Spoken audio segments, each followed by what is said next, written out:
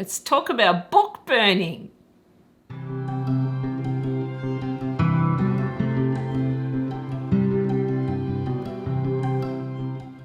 G'day to all you lovely people and welcome back to my channel. I'm Kathy and today I want to talk about this. Fahrenheit 451 by Ray Bradbury. One of my subscribers, Jacqueline, recommended this and I'm so glad she did because I loved it. I loved it so much that I wanted to talk about it on my channel. It is about book burning. Yeah, for someone like me who loves books and is always horrified at hearing stories about people burning books or banning books, I wasn't sure how I would find this one. The title, 451 Fahrenheit, is actually the temperature at which paper burns. I would describe this as futuristic dystopian. The world that we are introduced to is quite a bit more advanced than ours, but not as much as you would expect. Ray Bradbury wrote this actually in the 1950s, so it is over 70 years old. And for some reason, I always thought it was just science fiction, not so much dystopian. But I think what shocked me the most about this is how prophetic it was. I was just shaking my head as I was reading it, thinking, how did he know we were going to get to this stage in our lives in 2022? Because it seems like he could predict what was going to happen in the future, how our society would evolve, because he called it, no doubts about it. That's what I thought anyway. Now, I have never read anything by Bradbury before. This was my first book by him, and I really liked his writing style. He has this aspect to his writing where he will repeat the same thing. Very staccato, very monotonous, meant to, I think, illustrate how monotonous life can be, how repetitive life can be. I really like that aspect of it actually. So what is this about? It is a dystopian futuristic story. The society described is more advanced than ours in some ways, though we don't see a lot of the scientific advancements that they have, though we see some. In essence, the story is about book burning, about keeping the people, I think, happy and not thinking about what is going on in their world. When we start off this book, we are introduced to the character Guy Montag, who is our main character, who is a fireman as well.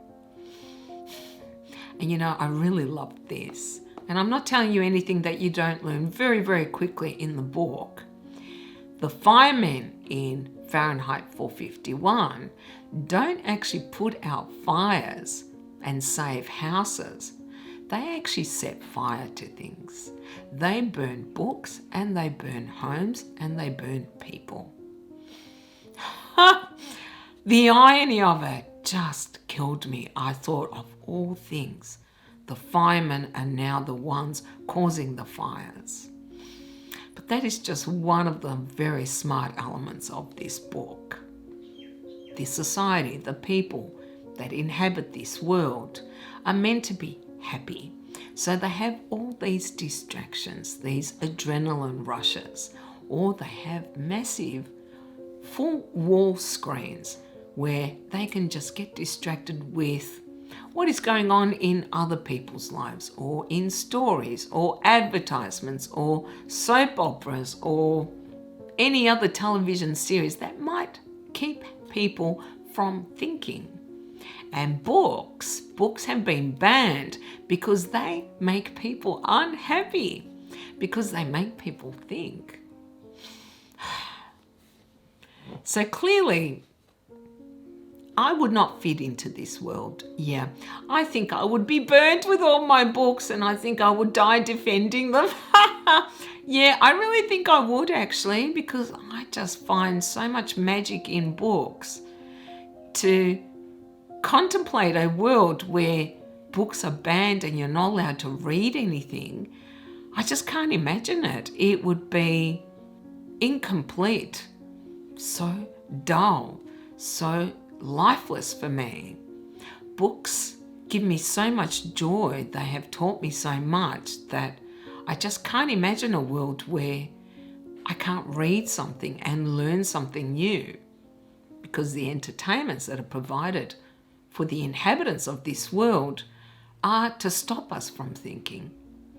And isn't that true of our own society? Haven't we got all these distractions so that we often don't get to think about the issues that we do face?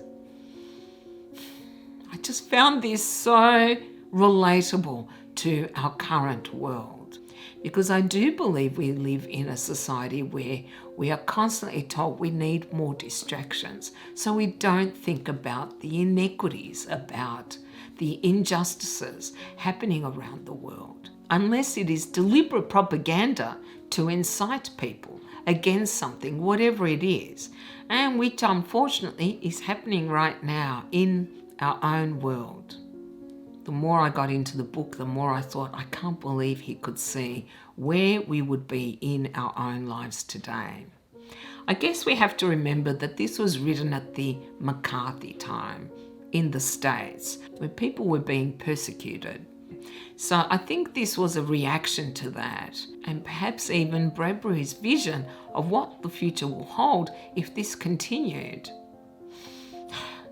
It's kind of sad that we actually have reached that point in our lives where we are silenced if we disagree, say, with the majority. Okay, I've kind of strayed from the point. The story is about one character's awakening, I guess, to this world that he lives in. One of the firemen, Guy Montag. I'm not actually going to go into detail as to what happens to him because I think that would be major spoilers. What I wanted to say was how much I loved this vision of our possible future. Because let's be honest, it could be our possible future. We are really close to the world that Bradbury has described in this. And that always worries me. And I think what worries me the most, it's not so much that the physical books are being burned, though that is bad enough. It is more the repression of any individual thought, of any individuality in all of us. And the books themselves, I think, are more a metaphor about thinking. This isn't so much about burning books, it's about being told not to think at all. And isn't that the effect of all the distractions we have in our lives? That is meant to make us not think. This is what I hated the most about this world, is people are not encouraged to be individual. So how are we supposed to have any creativity, any art, if we are all the same?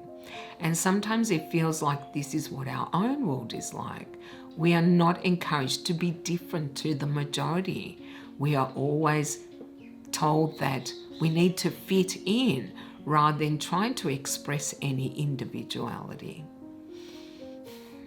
And for me, this is something I hate the most about our current world. We don't celebrate our differences. We don't encourage people to be different, particularly if you are going to question, say, the status quo. We are told to accept it, and this is what they are told in this book as well. And perhaps we haven't reached the point of burning books, though there are some places where that does happen, but who's to say it can't? I think this illustrates that regardless of how many distractions you have or how accepted it is to not think, to not read, part of human nature is to question things, to not always accept everything that we are told. Whereas I feel we have reached a point in our society we don't question enough. I'm not going to tell you anything else about the story because I really don't want to give away any spoilers, though really the ending isn't so much the purpose of the book. I think it is more to make us think that we should never stop thinking, never stop questioning. Did I like the ending? I really did actually. Yeah, and that is all I'm going to say. Bradbury was a young man when he wrote this. I just can't get over how well he predicted where we would be in our lives. I loved this book. I am definitely going to read it again. It's not a very long read. It's only, I think, 200 odd pages. And it just has so much to say about the need for us to continue to think and question things and not always accept what our leaders tell us. I cannot praise this book enough. It has become one of my favorites, actually. I highly recommend Fahrenheit 451. If you like dystopian stories, if you like books that make you think about the world we are living in, despite the fact that it was written 70 years ago, then I think you will really enjoy Fahrenheit 451. As for a score, I'm a notoriously hard marker, but I want to give this 8.5 to 9 out of 10. Because I don't really have any criticisms of it, and I don't give anything a 10. Well, that is all I have for you guys today. Now, I would love to hear what your thoughts are on Fahrenheit 451 if you have read it. And you can let me know down in the comments, or you can contact me on Instagram. Thank you all so very much for watching. I really do hope you enjoyed this video. And if you did, then you can do the usual. You can like, comment, and subscribe if you haven't already. I hope you all have a beautiful day, and I will see you next time. Bye. Ray Bradbury. Ha! Fahrenheit 451 by Ray Bradbury. I can't pronounce his name.